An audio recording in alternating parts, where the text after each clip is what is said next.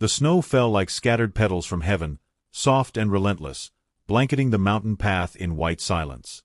Takashi pulled his worn cloak tighter around his shoulders, squinting through the thickening curtain of flakes that obscured the trail ahead.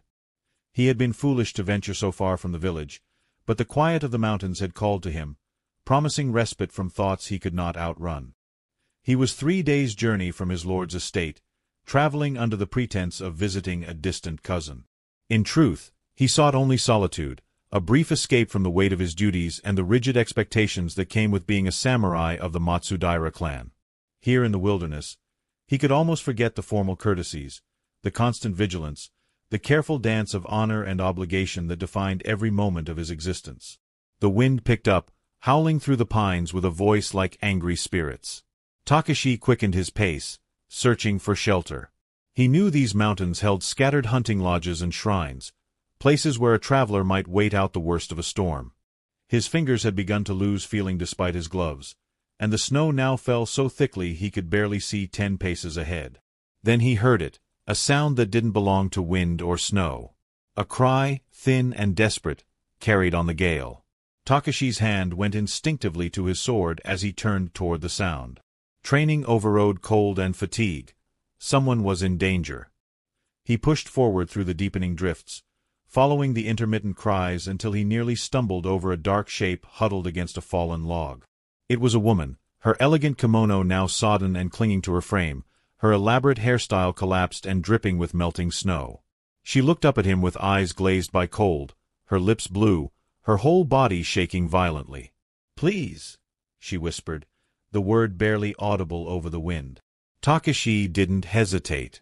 He shrugged off his outer cloak and wrapped it around her shoulders, then lifted her carefully into his arms. She was lighter than he expected, and even through the layers of wet silk, he could feel how cold she had become. Hypothermia had already set in. If he didn't find shelter soon, she would die. "There's a hunting lodge," he said, more to himself than to her. "Not far. I passed it earlier. Hold on."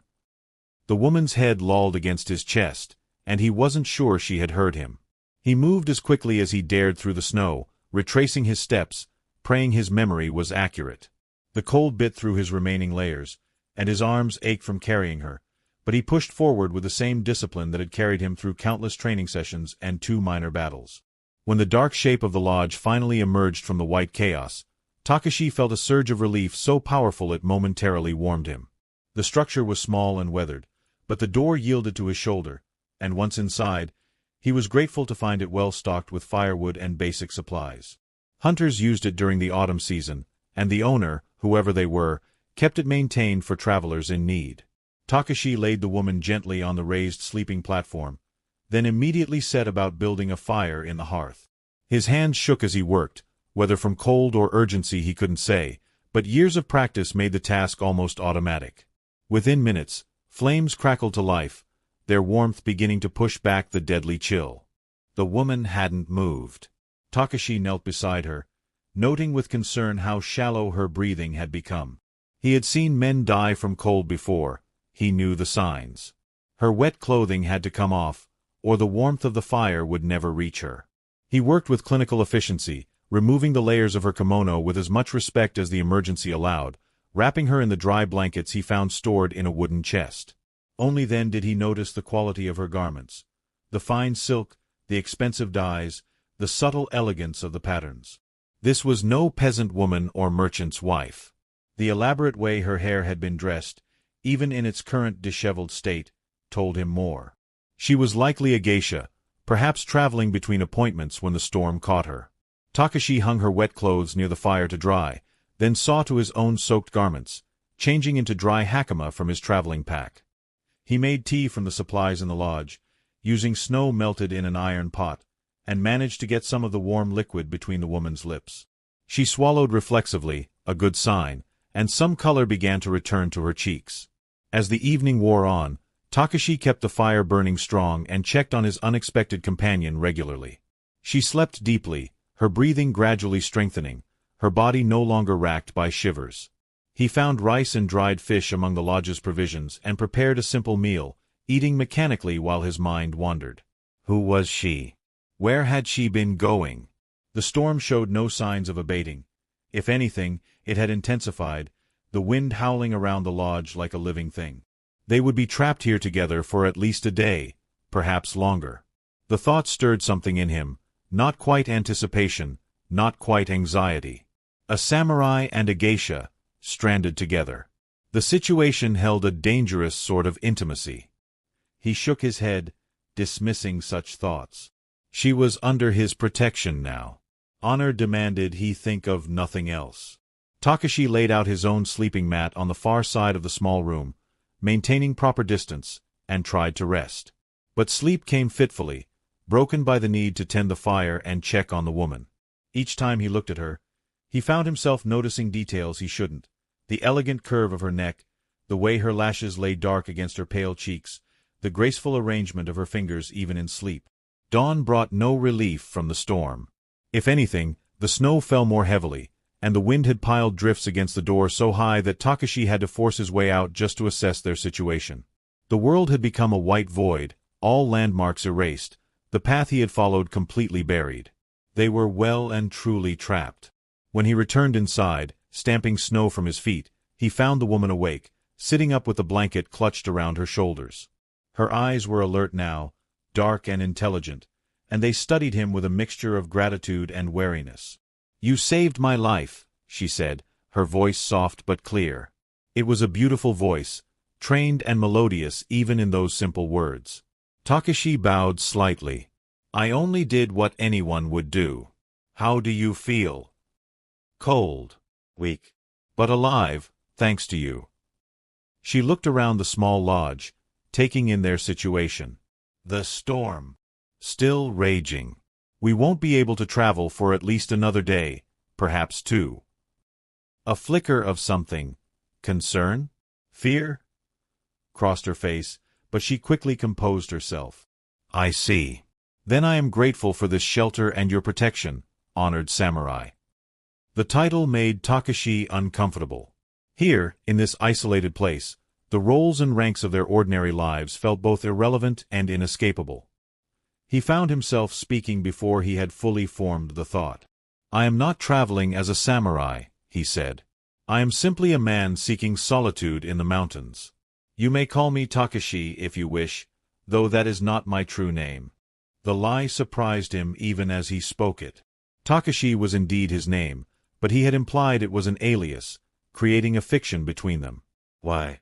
Perhaps because he wanted, just for these few days, to be free of everything his real identity demanded. The woman's eyes widened slightly, and then a small smile touched her lips. "I understand. Then I am simply a woman caught in a storm. You may call me Yuki, though that is also not my true name." Yuki. No. Appropriate for the circumstances, and almost certainly not the name she used in her profession. They had made an unspoken agreement, Takashi realized. For the duration of this storm, they would be different people, free from the constraints of their real lives. "Then, Yuki-san, let me prepare you some tea and food. You need to regain your strength." She nodded gratefully, and Takashi busied himself with the simple domestic tasks.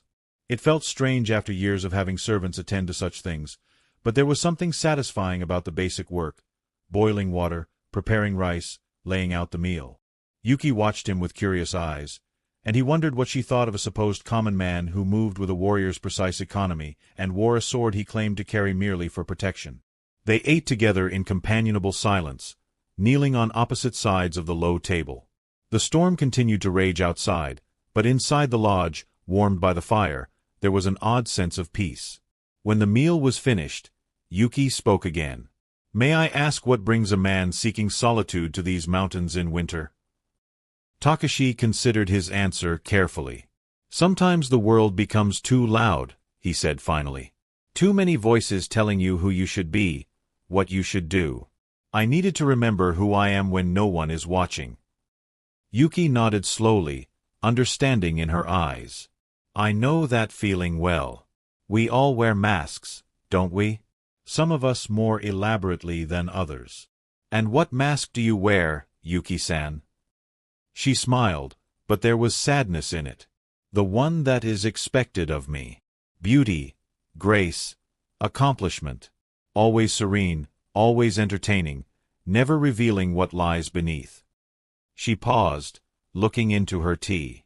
Sometimes I forget there is anything beneath. Sometimes the mask feels more real than my face. Her honesty startled him. This was not the careful, artful conversation of a geisha entertaining a client. This was something rawer, more genuine. Their pretense of being other people had created a strange freedom between them. I think, Takashi said slowly, that the person beneath must be remarkable if the mask is so convincing. Yuki looked up at him, and for a moment, their eyes met and held. Something passed between them, a recognition, a connection that went beyond words. Then she looked away, a faint blush coloring her cheeks. You are kind to say so. Tell me, what do you do when you are not seeking solitude in snowstorms? I serve, Takashi said, which was true enough without being specific. I fulfill duties to those who depend on me. I try to honor my obligations while remaining true to my principles. It's a narrow path, and lately, I've been uncertain of my footing. What troubles you? He shouldn't answer. He barely knew this woman. Yet the words came anyway, drawn out by the unusual circumstances and her genuine interest. I am asked to participate in matters that disturb me.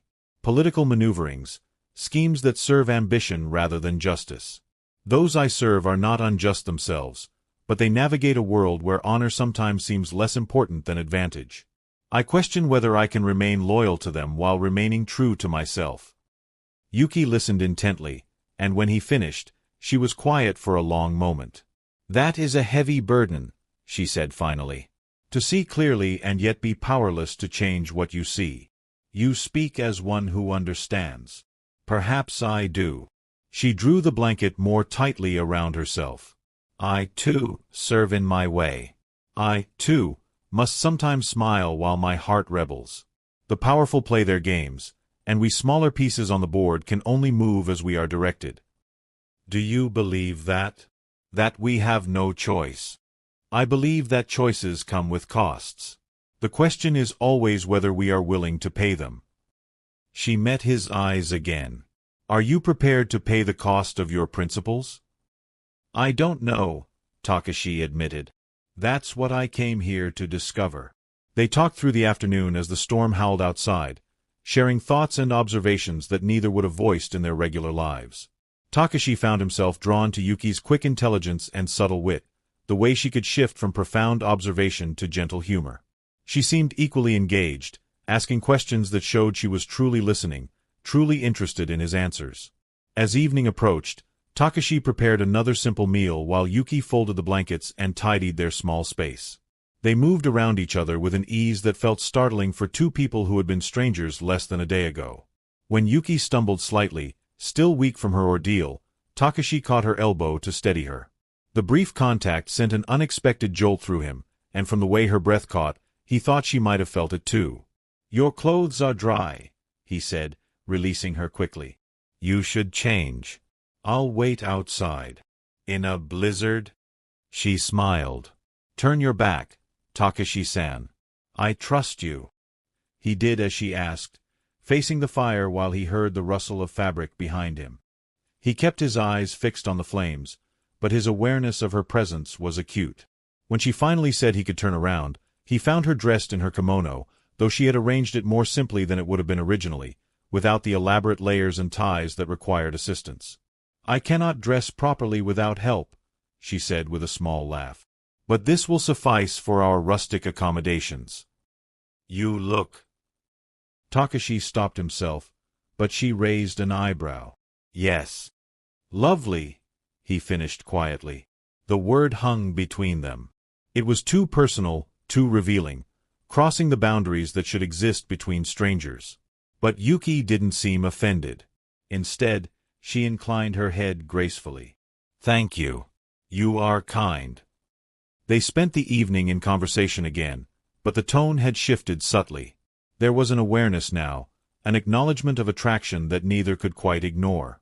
They spoke of lighter things, favorite foods, childhood memories, beautiful places they had seen. Yuki told him about viewing cherry blossoms in Kyoto, the way the petals fell like pink snow. Takashi described watching the sunrise from a mountain temple, the world spread below him in shades of gold and amber. "You have a poet's soul," Yuki observed, "hidden beneath the warrior's exterior. And you have a philosopher's mind beneath the entertainer's grace." She laughed softly. "We are both full of contradictions, it seems." As the night deepened, they prepared for sleep. Takashi added more wood to the fire, ensuring it would burn through the cold hours, while Yuki arranged her bedding. When she lay down, she looked over at him across the small room. "Takeshi-san, thank you. Not just for saving my life, but for this day. For seeing me as more than my role. Thank you as well, Yuki-san. For reminding me that I am more than mine." In the darkness, with only the fire's glow between them, Takashi lay awake for a long time. He thought about duty and desire, about the life he had chosen and the life he sometimes imagined. Most of all, he thought about the woman sleeping across the room, a woman whose real name he didn't know but who had somehow become important to him in the span of a single day. The storm continued through the night and into the next morning. When Takashi woke, he found Yuki already up, attempting to prepare tea with limited success. He smiled at her concentration and came to help, their hands brushing as he took the kettle from her. "I'm better at pouring tea than making it," she admitted with a rueful smile. "Everyone has their skills. Mine involve kettles and campfires more than I would like." They fell into an easy routine that second day, sharing the small tasks of survival with increasing comfort. Yuki told stories to pass the time, tales from classical literature, local legends, amusing anecdotes from her childhood. Takashi found himself laughing more than he had in months, the sound rusty from disuse. "You have a good laugh," Yuki said. "You should use it more often." "There is little to laugh about in my usual life." "Then your usual life needs changing." It was a bold thing to say, but Takashi couldn't disagree. He told her about his training, the rigorous discipline that had shaped him from boyhood, leaving out specifics that would reveal his rank. He spoke of the way of the warrior, the principles that guided him: courage, compassion, respect, sincerity, honor, loyalty. "You truly believe in these things," Yuki observed. "It's not just words to you." "I try to believe. Some days are easier than others. I think trying is what matters. Anyone can follow principles when it's convenient. Living by them when it costs you something, that's what reveals character." Her words struck something deep in him. This was what he had been struggling with, the cost of his convictions. Yuki seemed to understand without him having to explain.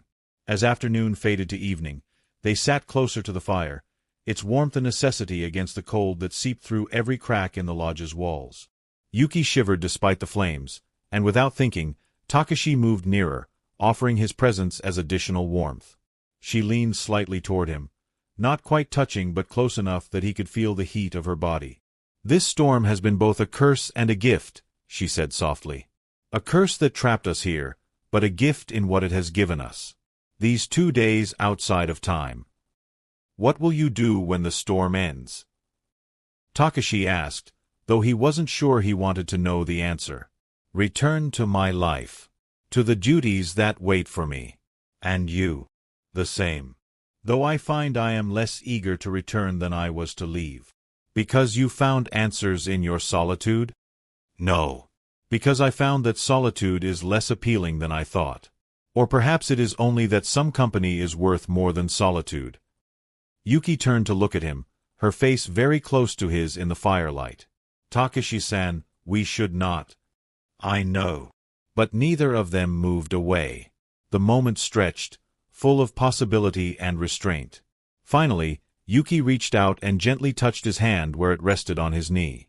Just that, a simple touch, but it felt monumental. "In another life," she whispered, "we might have been different people, free to choose our own paths. Perhaps we are those people now, for these few days. And when the storm ends, I don't know." They stayed like that, hands touching, watching the fire, until Yuki finally drew back with a small sigh. "We should rest. Tomorrow may bring clearer skies." That night, Takashi dreamed of snow and fire, of a woman's voice calling him by a name that wasn't his, of cherry blossoms falling like tears. He woke in the darkness, disoriented, and heard soft breathing from across the room. Yuki was crying quietly, trying to muffle the sounds. He should stay where he was. Should respect her privacy and the distance between them. But he found himself moving across the room, kneeling beside her sleeping mat. "Yuki-san, what's wrong?" She turned her face away. "Nothing. Please, I'm fine." "You're not fine. Talk to me." For a long moment, she was silent. Then the words came in a rush, as if a dam had broken. "I'm afraid. Afraid to go back to my life. Afraid that these days with you have ruined me for the pretense I must maintain. How can I smile and entertain and play my role when I know what it feels like to be real with someone? To be seen and valued for more than my accomplishments and beauty." Takashi's chest tightened. "I feel the same. I don't want to return to obligations that feel increasingly hollow. But what choice do we have?" "None. We have no choice." She finally looked at him, tears glistening on her cheeks in the dim firelight. "But that doesn't make it hurt less." Without thinking, Takashi reached out and gently wiped away her tears with his thumb. The gesture was tender, intimate, crossing yet another boundary between them. Yuki's breath caught, and then, slowly, she leaned her face into his palm. "This is dangerous," she whispered. "I know. We are playing at being people we're not. This isn't real. Isn't it? These days feel more real than anything I've experienced in years." Yuki closed her eyes. "What are we doing, Takashi-san?" "I don't know. But I know I have never felt this way before. I know that in 2 days, you have shown me more honesty and understanding than I have found in years of formal friendships. I know that when the storm ends and we return to our lives, I will think of you every day." "Don't say such things." "Why not? Because they're inappropriate? Because they complicate what should be simple? Or because you feel the same and it frightens you?" She opened her eyes then, and in their depths, he saw his answer. "All of those things. Yes, all of them." They stayed like that, frozen in the moment, until Yuki finally pulled back. "We cannot. You know we cannot. Whatever we feel, whatever we wish things could be, we have responsibilities. Lives that will not change simply because we want them to." Takashi nodded slowly, letting his hand fall. "You're right. Of course you're right." He returned to his own mat, but sleep was impossible now. He lay staring at the ceiling, listening to the wind, feeling the weight of duty settling back onto his shoulders like a physical burden. Across the room, he could hear that Yuki was equally awake, her breathing too controlled to be natural. The third day dawned with a change in the weather. The snow had finally stopped, and though the wind still blew, it had lost its furious edge. By mid-morning, weak sunlight penetrated the clouds, turning the snow-covered world into a landscape of blinding white. Takashi ventured outside to assess their situation. The drifts were still high, but he thought that with effort he could find the trail.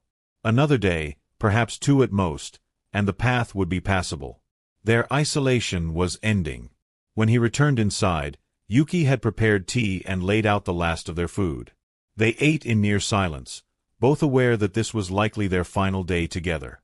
The ease of the previous days was gone, replaced by a tension neither could fully disguise. "I should begin the journey back tomorrow," Takashi said finally. "The path will be difficult but manageable. I will escort you to wherever you need to go." "That won't be necessary. I can make my own way. I won't leave you alone. What kind of man would I be? A sensible one. We cannot arrive together, Takashi-san. Think of what it would mean, what would be assumed. For both our sakes, we should part here." He wanted to argue, but he knew she was right. A samurai arriving with a geisha after 3 days alone together, the implications would be immediate and damaging, no matter the innocent truth. "Then we have one more day," he said quietly. They spent it carefully, like people handling something precious and fragile. They spoke of insignificant things, avoiding anything too personal or too deep. But every word felt weighted with meaning, every glance carried significance. The afternoon light through the lodge's small window painted Yuki's face in shades of gold, and Takashi found himself memorizing every detail. The curve of her eyebrow, the small mole at the corner of her mouth, the graceful line of her neck. As evening approached for the last time, they sat together by the fire. Outside, the world had grown quiet, the storm finally spent. Inside, the silence felt equally heavy. "I want to tell you my real name," Yuki said suddenly. "So you will know who to remember." "Don't." The word came out more sharply than Takashi intended. "If we exchange real names, it becomes harder. We are Takashi and Yuki, two people who existed for 3 days in a snowbound lodge. Let us remain that." She looked at him with sad understanding. "Perhaps you're right. But I want you to know something true. I want you to understand that what I've shared with you these days was genuine. I was more myself with you than I have been with anyone in years. That's not a lie or a performance. It was real. I know. It was real for me too." "Then let us make a promise," Yuki said, holding out her hand. "Let us promise that we will not forget these days. That when we return to our lives and our duties, we will remember that we are capable of being more than our roles. That somewhere, for 3 days, we were simply ourselves." Takashi took her hand, feeling the delicate bones beneath soft skin. "I promise." Winter promises, made in snow and kept in memory. They held hands, watching the fire burn low, neither willing to be the first to let go.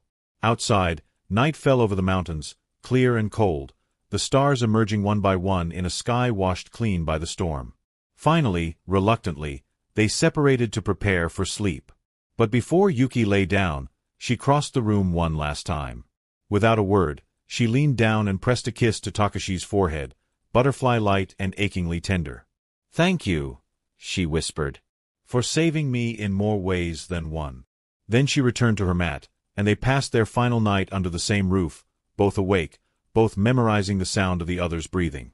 Dawn came too quickly. Takashi rose in the gray pre-light and quietly began to gather his belongings. When Yuki woke, he had already restored the lodge to the way they had found it, the fire carefully banked, the supplies neatly arranged. They shared a final, silent meal. Then Yuki folded the blankets she had used and placed them carefully in the storage chest. When she turned to face him, her expression was carefully composed, the mask back in place. "I will leave first," she said. "Wait an hour, then follow.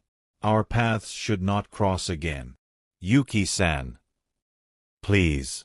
Don't make this harder." Takashi bowed, a formal gesture that felt wrong after the intimacy they had shared. "May your path be safe. May your life bring you joy. And yours.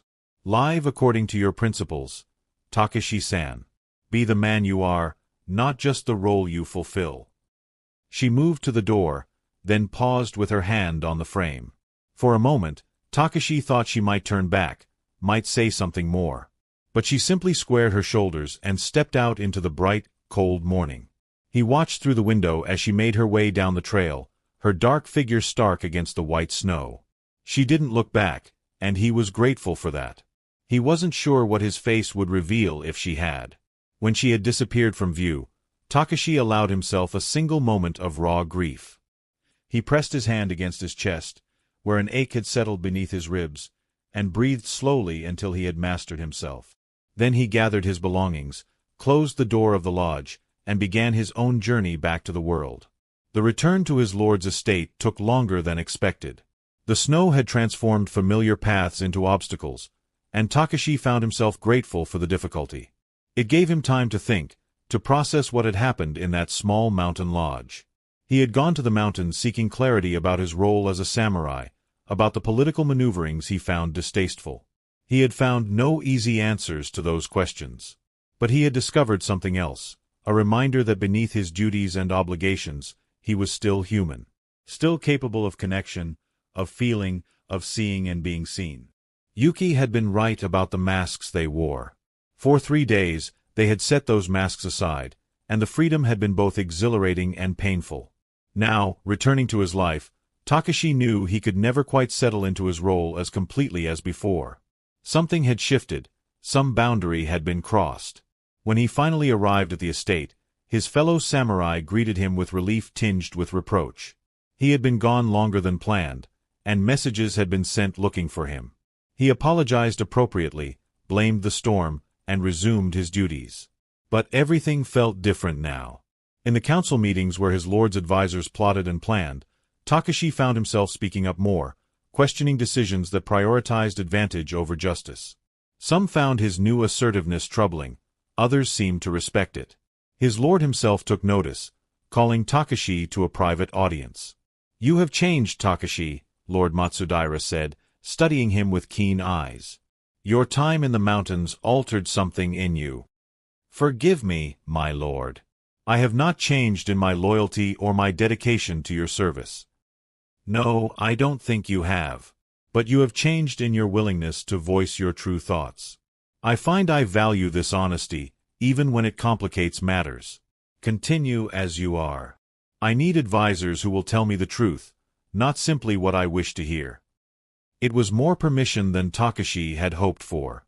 He left the audience feeling that perhaps his principles and his duty could coexist after all. The path would still be narrow, still require constant balance, but it was possible to walk it. The winter slowly gave way to early spring. Takashi performed his duties with renewed purpose, finding ways to serve honorably even in complex situations. He spent his free time in meditation and study, seeking to refine both his martial skills and his moral understanding. But every night before sleep, he allowed himself to remember 3 days in a snowbound lodge, a woman named Yuki, and promises made by firelight. He never forgot. In the pleasure district of a city 2 days' journey away, a geisha moved through her carefully choreographed life with grace and skill. She poured tea for important men, played shamisen, and recited poetry with exquisite precision. Those who knew her remarked that she had always been talented, but something had deepened in her after her winter journey. Her performances held a quality they struggled to name, a poignancy, a sense of hidden depths that made her artistry more affecting.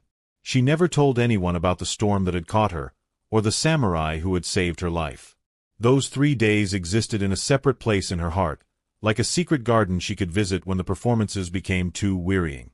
On winter nights, when snow fell softly on the district's narrow streets, she would pause at her window and remember a man who had seen past her role to the person beneath, who had listened and understood and asked nothing of her except honesty. She had kept her promise. She had not forgotten. And though she would never see him again, though their lives ran on separate paths that would never cross, she lived more fully for having known him. The masks she wore felt lighter now, because she knew they were masks, and beneath them was someone real and capable of genuine connection. She never forgot. Spring came fully to Japan, bringing with it the celebration of cherry blossoms. Takashi's duties took him to Kyoto, where his lord had business with the shogunate. The political intricacies of the capital were daunting, but Takashi navigated them with the same careful balance he had developed, speaking truth while respecting protocol. On his final evening in the city, he found himself in the Gion district, walking beneath cherry trees heavy with blossoms. The petals fell like pink snow, reminding him of Yuki's description of this very sight. He paused beneath one ancient tree, watching the petals spiral down, and felt the ache of memory sharp beneath his ribs. "Beautiful, isn't it?" The voice froze him where he stood. He turned slowly, hardly daring to believe, and found her standing 3 paces away, elegant in a pale pink kimono that echoed the blossoms above. Her hair was dressed elaborately, her face painted white, the perfect image of a geisha on her way to an appointment. But her eyes were the same eyes that had watched him across a fire-lit lodge, full of intelligence and warmth and recognition. "Yuki-san," he breathed. "That is not my name," she said softly. "Any more than Takashi is yours." "No. But those were the names we chose. The people we were. The people we still are, beneath everything else." She took a step closer, close enough that he could see the slight trembling of her hands. "I have thought of you every day. And you. I didn't expect, I never imagined." "Neither did I. Fate has a strange sense of humor, bringing us together again like this." They stood in silence, snow-like petals falling around them, the noise of the district a distant murmur. There was so much Takashi wanted to say, so many things he had composed in his mind during the long winter months. But words felt inadequate to the enormity of what he felt. "Are you well?" he asked finally. "I am. And you?" "Well enough. I found some answers to my questions. Or perhaps I found the courage to live without answers." Yuki smiled, and it was like sunlight breaking through clouds. "I'm glad. I hoped you would find your way. Because of you. What you said to me in those 3 days, it changed how I see my life, my duties. I found a way to be true to myself while serving honorably." "I'm happy to hear it. You deserved that peace." She glanced down the street, where the lights of tea-houses glowed warm against the gathering dusk. "I should go. I have an appointment." "Of course. I shouldn't keep you." But neither moved. The moment stretched between them, full of unspoken longing and impossible wishes. Finally, Yuki spoke again, her voice barely above a whisper. "Do you ever wonder what might have been? If we had been different people, with different obligations?" "Every day," Takashi admitted. "Every single day. I tell myself it's foolish. That 3 days in extraordinary circumstances cannot mean what they seem to mean.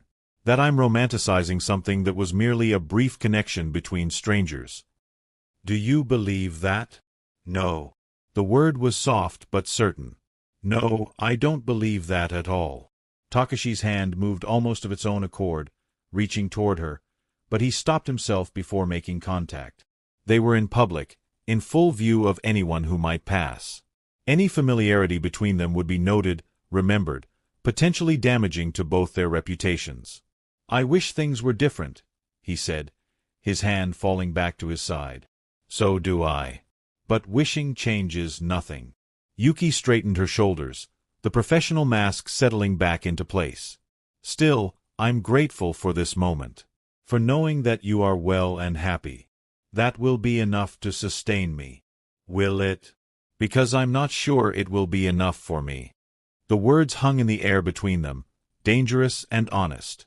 Yuki's carefully composed expression faltered, revealing the raw emotion beneath. "Takeshi-san. I know. I know all the reasons why we cannot. I know that my duties and your obligations leave no room for what we feel. But knowing something and accepting it are different things. What would you have us do?" There was anguish in her voice now. "Run away together? Abandon everything we've built, everyone who depends on us? That's a fantasy, not a life." "You're right. Of course you're right." Takashi took a step back, creating physical distance to match the emotional gulf that duty placed between them. "Forgive me. I spoke out of turn." "No."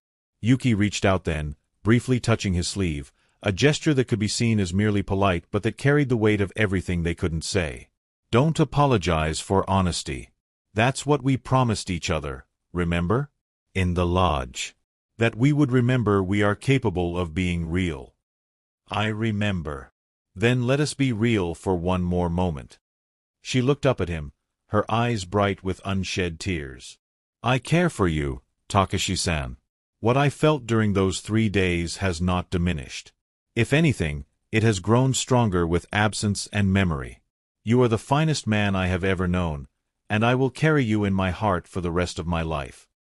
The confession left Takashi breathless. He had hoped, but hadn't dared to truly believe she felt as he did. Now, hearing the words, he felt both elated and devastated. "And you are the most remarkable woman I have ever met. You challenged me to be better, to think more deeply, to live more honestly. I am a different man because I knew you, even for such a short time." They stood facing each other beneath the cherry trees, surrounded by falling petals, two people caught between what they wanted and what duty demanded. The moment felt simultaneously eternal and fleeting. "What do we do now?" Yuki asked softly. "We keep our promises. We remember that we are more than our roles. We live as fully and honorably as we can. And we carry this moment with us, a reminder of what we're capable of feeling." That seems both too much and too little. "I know." A group of people turned onto the street, their laughter carrying through the evening air. Yuki took another step back, the professional distance reasserting itself. I truly must go now. My appointment. Yes, of course. She bowed formally. He returned the gesture, and for anyone watching, it would have seemed like nothing more than a polite exchange between a samurai and a geisha who happened to meet on a street. No one would have guessed at the world of feeling contained in that simple moment. Yuki turned to leave, then paused and looked back over her shoulder. The winter promises, she said. I haven't forgotten. Neither have I. Then she was gone, disappearing into the evening crowd, and Takashi was left standing alone beneath the cherry trees with their falling petals and his breaking heart.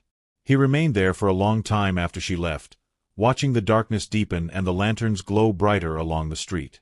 People passed him by, intent on their own business, unaware of the samurai who stood so still beneath the blossoms. Finally, as full night settled over Kyoto, Takashi began walking back toward his lodgings. Each step felt heavy, but he walked with purpose nonetheless. He had his duties to fulfill, his honor to maintain. Yuki was right. Running away was a fantasy, not a life. They both had obligations that could not be set aside simply because their hearts wished it. But as he walked, he made another promise to himself. He would not let this pain embitter him. He would not let the impossibility of their situation make him cynical about love or connection.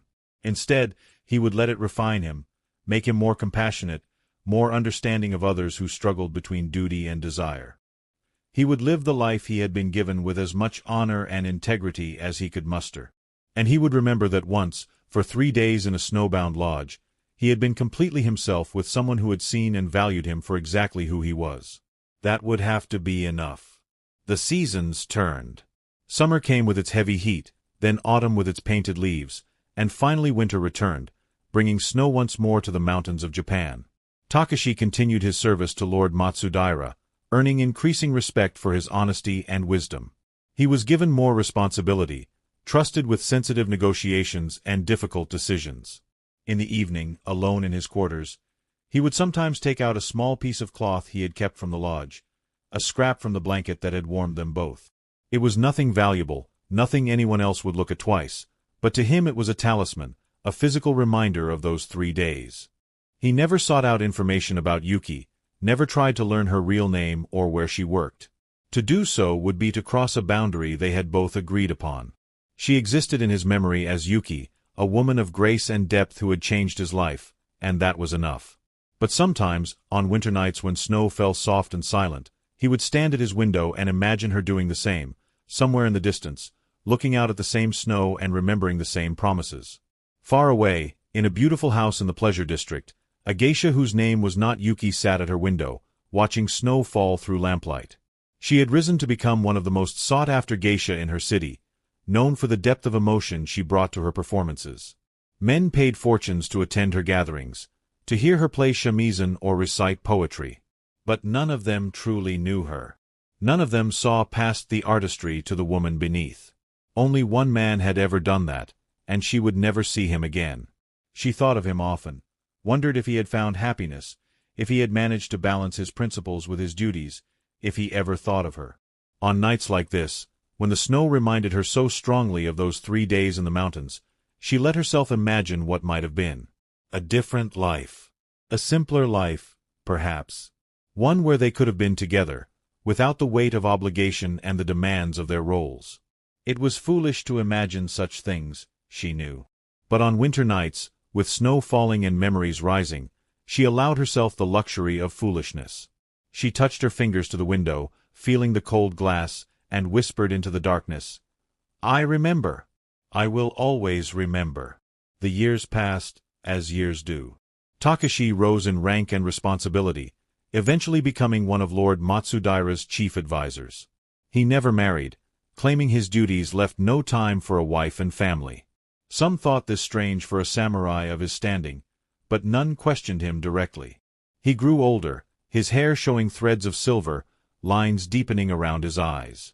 But those who knew him remarked that there was something ageless about him too, a depth of wisdom and compassion that seemed to grow rather than diminish with time. He counseled younger samurai who came to him with questions about honor and duty. He listened to their struggles, their doubts, and offered what wisdom he could. And sometimes, when they spoke of the difficulty of choosing between personal desire and obligation, he would tell them, the heart and duty need not always be enemies. Sometimes honoring one means finding a way to honor both. But when you must choose, let your choice be made with full awareness of what you sacrifice. Don't pretend the sacrifice is easy, or that it doesn't matter. Feel it fully, and then live with honor despite the pain. The younger samurai would nod, not fully understanding perhaps, but sensing that he spoke from deep personal experience. In the pleasure district, the geisha who was not named Yuki also grew older, though she maintained her beauty and grace longer than most in her profession. She eventually became a mentor to younger geisha, teaching them not just the arts of entertainment but something deeper: how to maintain themselves beneath the masks they wore, how to find meaning in a life of performance. Never lose yourself, she would tell them. No matter how perfectly you play your role, remember that you are more than what others see. Keep something back, something true and real that belongs only to you. This is how you survive with your spirit intact. The younger women would listen, seeing in her a depth that transcended mere technique. They sensed that she carried some great secret, some profound experience that had shaped her into the person she was. But she never spoke of it directly. She never married either, which was not uncommon for someone of her status. When asked why, she would smile mysteriously and say that she had given her heart away long ago and never wished to retrieve it. One winter, 15 years after their meeting in Kyoto, political changes brought Lord Matsudaira and his retinue to the capital again. Takashi, now gray-haired and dignified, accompanied his lord as chief advisor. The negotiations were complex, requiring multiple visits to different officials and careful attendance at various social functions. On one such evening, Lord Matsudaira decided to host a private gathering at a prestigious tea-house, inviting several important allies to discuss matters in an informal setting. As was customary, geisha were engaged to provide entertainment. Takashi, occupied with preparations and security, paid little attention to which geisha had been hired. Such arrangements were handled by others. His concern was ensuring his lord's safety and the success of the evening's discussions. When the evening arrived and the guests assembled, Takashi took his place slightly behind and to the side of his lord, attentive but unobtrusive. The geisha entered gracefully, and Takashi's breath stopped in his throat. She was older, as he was, but still beautiful, moving with the same elegant grace he remembered. Her eyes swept the room professionally, cataloging the guests, and then found him. For just an instant, less than a heartbeat, he saw recognition flash in her eyes. Then it was gone, replaced by serene professionalism. She bowed to the assembled guests, introduced herself and her companions, and the evening began. Takashi sat through the gathering in a state of controlled tension, acutely aware of her presence while struggling to maintain his composure. She performed flawlessly, playing shamisen, leading conversation, ensuring that every guest felt attended to and entertained. She treated him with exactly the same courteous distance she showed all the other retainers, neither seeking him out nor avoiding him. It was exquisite torture. The evening wore on. Political discussions were woven seamlessly with entertainment, sake flowed, and the atmosphere became more relaxed. Throughout it all, Takashi maintained his vigilant position, speaking only when Lord Matsudaira required his input, his eyes constantly scanning the room for any concerns. And watching her. Always watching her. She never looked directly at him, never gave any indication that he was more to her than any other person in the room. Her professionalism was absolute. But there was one moment, when she was pouring tea, that her hand trembled almost imperceptibly as she passed near him. Just that, a barely visible tremor that no one else would have noticed. But he noticed. And in that tiny tremor, he read volumes. As the evening drew to a close and the guests prepared to depart, Lord Matsudaira turned to thank the geisha for their service. She bowed deeply, accepting his praise with gracious humility. "You are exceptionally skilled," Lord Matsudaira said. "Tell me, have you always worked in Kyoto?" "No, my lord. I trained here, but I have worked in several cities over the years. One must go where the opportunities lead." A wise approach. "And do you find Kyoto to your liking now?" "Very much so, my lord. Though I confess I have always had a fondness for winter in the mountains. The snow there has a special quality, pure and silent and transformative." Takashi's hand tightened on the sword at his side, the only outward sign of his reaction. She was speaking to him, he realized, through this seemingly innocent comment to his lord, acknowledging their shared memory in the only way she safely could. Lord Matsudaira smiled. The mountains in winter can indeed be beautiful. My advisor Takashi is also fond of such places. He once spent time in the northern mountains during a terrible storm and returned quite changed by the experience. Isn't that so, Takashi? Yes, my lord. Takashi's voice was steady despite the hammering of his heart. It was a transformative experience. I learned much about myself during that time. The geisha's eyes met his for just a moment, and in that brief glance, he saw everything: recognition, longing, resigned acceptance, and something that looked like peace. The mountains teach us much, she said softly, if we are wise enough to listen. Indeed, Takashi replied. The lessons of that time have stayed with me ever since. Lord Matsudaira looked between them with interest. You both speak as if you understand something the rest of us do not. Perhaps it is the wisdom that comes with age and experience. The geisha bowed. Or perhaps it is simply that some lessons can only be learned in solitude and silence, my lord, away from the demands of our everyday lives. A profound thought. You are not only skilled but wise. I am fortunate to have had your service this evening. She bowed again, and then the gathering dispersed. The guests departed, the other geisha began collecting their instruments, and the evening ended as all evenings must. Takashi found himself outside, ostensibly checking the security of the street while Lord Matsudaira's palanquin was prepared. In reality, he was simply trying to breathe, trying to process the tumult of emotions that seeing her again had stirred. Takeshi-san. The voice came from the shadows beside the tea-house. He turned to find her standing there, wrapped in a cloak against the night's chill, her formal demeanor slightly softened now that they were away from others' eyes. Yuki-san, he breathed. We have only a moment. I told them I needed to retrieve something I had forgotten. She took a step closer. I had to speak with you. Privately. One last time. I never expected to see you again. When you entered the room tonight, I thought my heart would stop. As did I. Her smile was sad and sweet. You have done well, Takashi-san. I heard them speaking of you earlier. They respect you greatly. And you are acclaimed as one of the finest geisha in Kyoto. You have achieved much. We have both lived honorably. As we promised. Yes.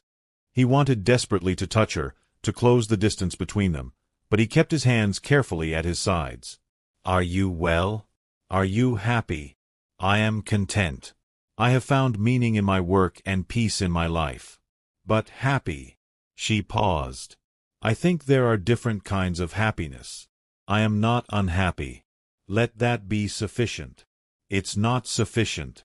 You deserve more. As do you. But we play the hand we're dealt, and we play it with grace. That's all anyone can do.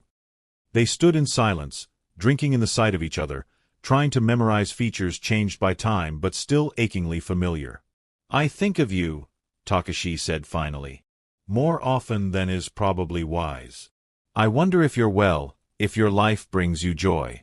I remember our conversations, the way you challenged me to think more deeply.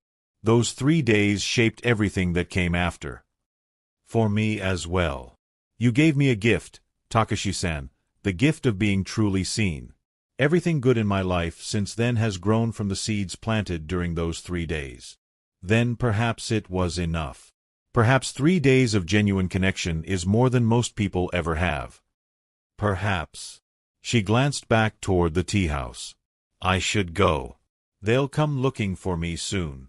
Will I see you again? I don't know.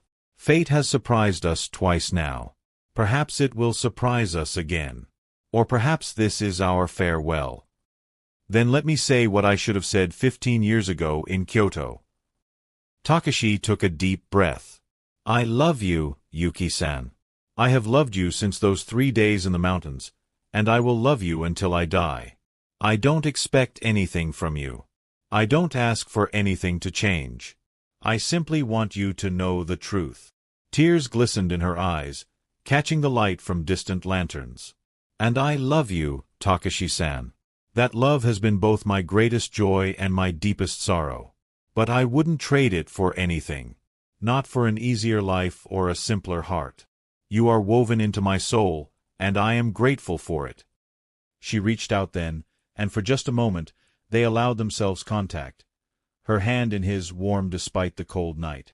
They held on, feeling each other's pulse, breathing the same air, existing together in one small pocket of time stolen from the demands of their lives. Then, reluctantly, she withdrew her hand. "Winter promises," she whispered. "Winter promises," he echoed. "Never forgotten." She smiled through her tears, then turned and walked back into the tea-house. Takashi watched until she disappeared from view, then stood alone in the night, feeling the cold wind on his face and the warmth of her touch still lingering on his palm. Lord Matsudaira's attendant called to him that the palanquin was ready. Takashi straightened his shoulders, composed himself, and returned to his duties. But he carried that moment with him. Her hand in his, her voice speaking of love, the knowledge that what they felt was real and mutual and enduring. It wasn't the life he might have chosen. It wasn't the happiness he might have wished for. But it was something true and precious, a connection that transcended circumstance and obligation. And it was enough. The years continued their relentless march. Takashi grew older still, his hair white now, his movements slightly slower but still precise and controlled. Lord Matsudaira passed away, and Takashi served his son with the same loyalty he had shown the father. He never saw Yuki again. He heard occasionally of a renowned geisha in Kyoto who had taken young women under her mentorship, shaping them into artists of great skill and depth. He allowed himself to believe this was her, finding fulfillment in passing on what she had learned. When Takashi finally retired from active service, he moved to a small house in the mountains, not far from where the hunting lodge still stood. He lived simply, spending his days in contemplation and study, occasionally receiving visitors who sought his counsel. On winter evenings, when the snow fell soft and heavy, he would sit by his fire and remember. A young woman nearly frozen in a storm. 3 days of honest conversation and growing connection. A chance meeting beneath cherry blossoms. A moment stolen in the night outside a tea-house. He had lived a long life, served honorably, and earned the respect of his peers. But those moments with her, those were the times when he had felt most truly alive. In Kyoto, in a small elegant house paid for by decades of successful work, an elderly woman who had once been called the finest geisha of her generation sat by her window, watching snow fall on the garden. She had retired from active work, though she still occasionally advised younger performers and attended select gatherings. She lived alone, content in her solitude, surrounded by instruments and books and memories. On her writing desk was a small stone, unremarkable to anyone else, that she had picked up during a long-ago winter journey through the mountains. She held it sometimes, feeling its smooth weight in her palm, and remembered. A samurai who had saved her life. 3 days of being truly herself. Words exchanged beneath falling cherry blossoms. A declaration of love spoken in darkness. She had lived a full life, achieved recognition in her art, and found meaning in teaching others. But those moments with him, those were the times when she had known what it meant to be completely understood. The snow continued to fall, covering both the mountains and the city, blanketing the world in white silence. And in 2 different places, 2 elderly people sat alone, thinking of promises made long ago, of connections that transcended time and distance, of a love that had been impossible yet undeniable. They had kept their promises. They had lived with honor and integrity. They had remembered that they were more than their roles, more than their obligations. And they had never forgotten. The winter promises, made in snow and kept in memory, had sustained them through decades of duty and obligation. They had been enough, not because they satisfied all desires, but because they had been real. In a world of masks and performances, of political maneuvering and careful pretense, those 3 days had been utterly genuine. That authenticity, that brief window of complete honesty and connection, had given them both something to hold on to. A reminder of who they truly were, beneath all the layers of role and responsibility. A touchstone of what human connection could be at its finest. As the snow continued to fall and the winter night deepened, both Takashi and the woman once called Yuki closed their eyes and smiled. They were old now, their lives mostly behind them, but they had lived with purpose and meaning. They had loved, even though that love could never be openly acknowledged or fulfilled in traditional ways. They had made winter promises, and they had kept them. And in the end, perhaps that was the truest form of love, not the passionate abandonment of duty, but the quiet, enduring recognition of another soul, carried faithfully through all the years that followed. The snow fell silent on the mountains and the city, covering everything in pristine white, just as it had on that long-ago day when a samurai found a freezing woman in a storm and their lives changed forever. Some promises are made to be broken. But winter promises, forged in snow and sustained through decades, endure forever in the hearts of those who make them. And so, in their separate places, united by memory and enduring love, two old souls found peace in the knowledge that they had been seen, known, and cherished, if only for 3 days in a snowbound lodge, and in the quiet chambers of their hearts for all the years that followed.